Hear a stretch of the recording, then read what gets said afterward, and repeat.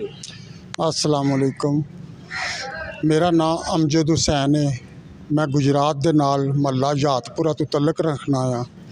मेरी छोटी मशीरा जिहड़ी है उसकी असी अज तो तकरीबन 9 महीने पहले शादी जिहड़ी है असी 50 ज़काउल्ला नां दे बंदे नाल कीती है। साडी भैन जिहड़ी है वो पहले भी तलाक याफ्ता सी, जिहदे विचों एक बच्ची साबका सी ओदी। जिस वक्त असी उन्हां नाल रिश्ता तय कीता है ते उन्होंने इस बच्ची नूं कबूल किया है। असी इस बना दे उत्ते खुदा वास्ते असी उन्हां दी झोली अपनी भैन धी अपनी दे दी पा दी है।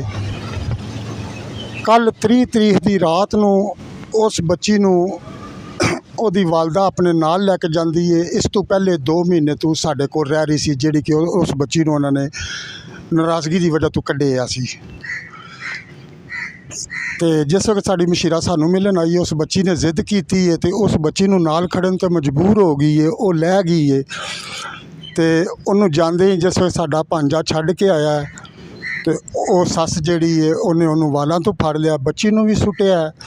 समझो साड़ी मशीरा ते भी तशद्दद किया गया है। लड़ाई झगड़ा उन्होंने शुरू कर दिता है। अर्ज़ ये वे कि लड़ाई झगड़ा तो बर्दाश्त हो जाता है। मेरी 3 साल की भांजी दे नाल उहदे सोहरिਆਂ दे विचों ज़्यादती की गई है। सिर्फ उस बच्ची की उम्र 3 साल है। समझो उन्हें धी बना के खड़ी सी, उन्हें साढ़े ते इन्ना कुछ जुल्म किया कि पहले 50 हॉस्पिटल शबीर शहीद शरीफ की यही ना है 50 हॉस्पिटल। उस तो बाद उन्होंने जवाब दिता, उन्होंने सानू तलाह दी कि तुहाडी बच्ची नूं जहर दिता गया और इस दे नाल ज़्यादती साबित हो गई है। उन्होंने साडी बच्ची नूं गुजरात रैफर कर दिता है। अज 2 दिन तो साडी बच्ची गुजरात हॉस्पिटल दे विच तड़फ रही है। समझो सारे अफसर आए ने, असी ये नहीं कहते, इनकार नहीं करते कि कोई आया नहीं। DPO साहब आए ने, DSP साहब आए ने, AC साहब आए ने, सारे अफसर आए ने, लेकिन असी उत्थे दरवाजे के अगे बेंच ते बैठे रहे हाँ। साडे नाल उन्होंने कोई गलबात नहीं की, कोई साडा बयान नहीं लिया, साडे तक कोई मीडिया नहीं पहुँचा, कोई छोटी गल नहीं।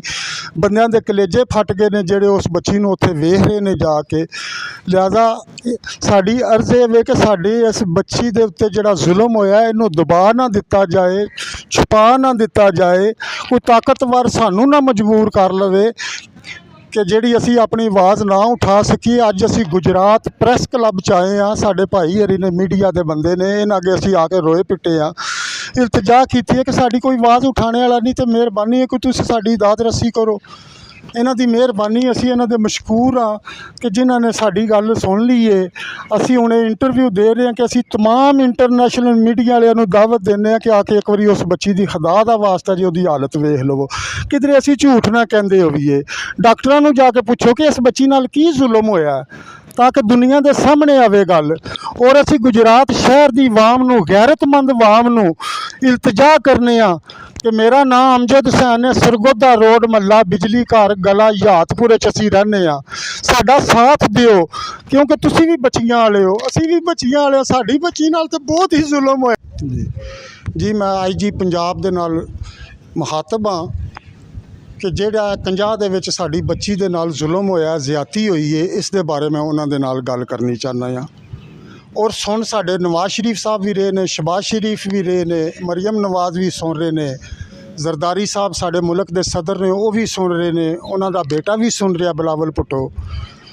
अर्ज़ ये वे सर कि साडी बच्ची दे नाल जिहड़ी ज़्यादती हुई है उस दे बारे दे विच गल करना चाहना है कि साडी बच्ची दे उत्ते मैनू मालूमात हुई है कि परचा कट दिता गया उन्हां मुजरमां दे खिलाफ, जिस दे बारे च साडी तलाह ये है कि साडे नाल कोई मतलब है कि राबता नहीं किया गया। उस परचे दे विच ना कोई साडे नाल मशवरा किया गया है कि उस बच्ची नूं जहर दिता गया, उस बच्ची दे नाल ज़्यादती की गई है। उस बच्ची नूं सुबह तक छुपाते रहे ने साडी मेरी भैन तू कि वो बच्ची की हालत पुछण वास्ते जाती रही है।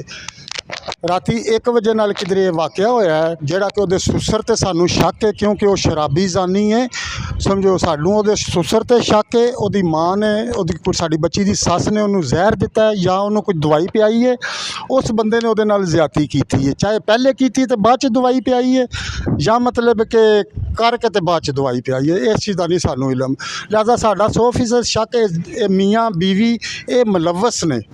ਅਸੀਂ ਕਿਸੇ ਬੇਗੁਨਾਹ ਨੂੰ ਨਹੀਂ ਵਿੱਚ ਫਸਾਉਣਾ ਚਾਹੁੰਦੇ, ਨਾ ਉਹਨਾਂ ਦੀ ਧੀ ਨੂੰ, ਨਾ ਉਹਨਾਂ ਦੇ ਕਿਸੇ ਬੇਟੇ ਨੂੰ, ਨਾ ਉਹਨਾਂ ਦੇ ਕਿਸੇ ਰਿਸ਼ਤੇਦਾਰ ਨੂੰ।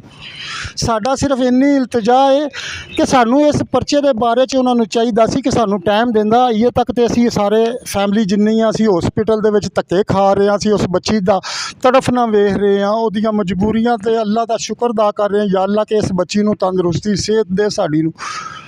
ਲਿਹਾਜ਼ਾ ਇਸ ਪਰਚੇ 'ਤੇ ਇਸ FIR 'ਤੇ ਅਸੀਂ ਬਿਲਕੁਲ ਮੁਤਮਿਨ ਨਹੀਂ ਹੋਵਾਂਗੇ ਜਿੰਨੀ ਦੇਰ ਤੱਕ ਸਾਡੇ ਸਾਰੀ ਫੈਮਿਲੀ ਬਹਿ ਕੇ ਇੱਕ ਦਾ ਇੰਟਰਵਿਊ ਲੈ ਕੇ, ਬਿਆਨ ਲੈ ਕੇ, ਤੇ ਜਿਹੜੀਆਂ ਦਫਾ ਉਹਦੇ 'ਤੇ ਲੱਗਦੀਆਂ ਨੇ ਕਾਨੂੰਨ ਦੇ ਮੁਤਾਬਕ ਉਹ ਨਾ ਲਾਈਆਂ ਜਾਣ।